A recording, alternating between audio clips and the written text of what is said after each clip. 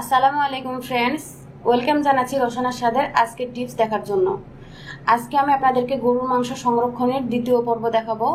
প্রথম পর্বে আপনারা দেখে নিয়েছিলেন, আমি দেখিয়েছি গরুর মাংস আপনারা কিভাবে কম জায়গাতে সংরক্ষণ করবেন, অনেক বেশি মাংস, আর 8 থেকে 10 দিন ফ্রিজে রেখে কিভাবে সংরক্ষণ করবেন।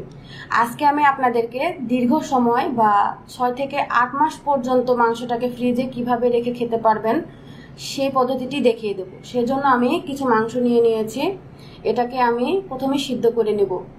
আপনারা দেখতে পাচ্ছেন আমি তেল ছাড়া মাংস নিয়ে নিয়েছি। এরকম থান থান মাংস নিতে হবে, তাহলে এই পদ্ধতিটি খুব ভালো হবে। তেল যদি থাকে তাহলে কেটে ফেলে দেবেন। এটাকে আমি সিদ্ধ করে নেওয়ার জন্য চুলায় চলে যাচ্ছি। আমি চুলায় একটা প্যান বসিয়ে দিয়েছি আর মাংসগুলো নিয়ে নিয়েছি। এর মধ্যে দিয়ে দেব 1 চা চামচ আদা বাটা, 1 চা চামচ হলুদ গুঁড়া, আর দিয়ে দেব সামান্য লবণ। লবণটা এখানে খুব স্বাদের জন্য না, আমি জাস্ট সিদ্ধ করার জন্য অল্প দিয়ে দিয়েছি। রান্নার সময় আবার অ্যাড করে নিলেই হবে। এখন এর মধ্যে প্রয়োজন মতো পানি ঢেলে দিচ্ছি। পানি একটু বেশি পরিমাণে দিতে হবে, কারণ গরুর মাংস বয়েল হতে একটু বেশি পানি লাগে।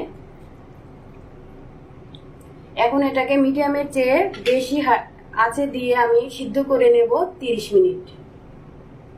দেখুন মাংসের কালারটা চেঞ্জ হয়ে গেছে, পানিটাও অনেক কমে গেছে।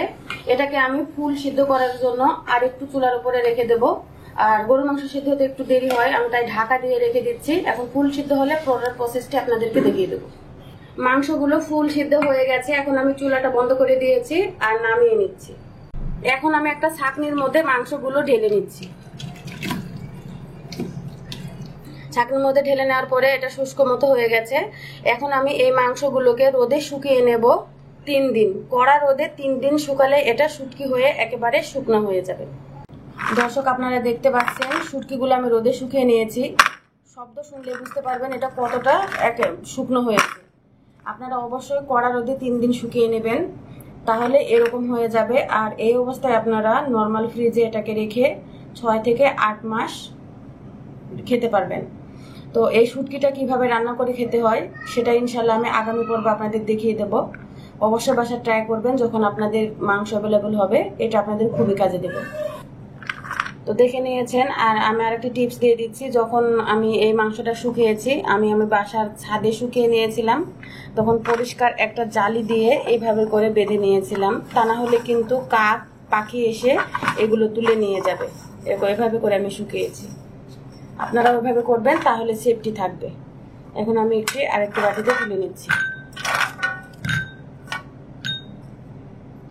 ভিডিওটি দেখার জন্য আপনাদেরকে অসংখ্য ধন্যবাদ। অবশ্যই ট্রাই করবেন। যদি ভিডিওটি আপনাদের ভালো লেগে থাকে প্লিজ লাইক, শেয়ার, কমেন্ট করবেন। আজকে বিদায় নিচ্ছি। আমার চ্যানেলটি দয়া করে সাবস্ক্রাইব করবেন। আল্লাহ হাফেজ।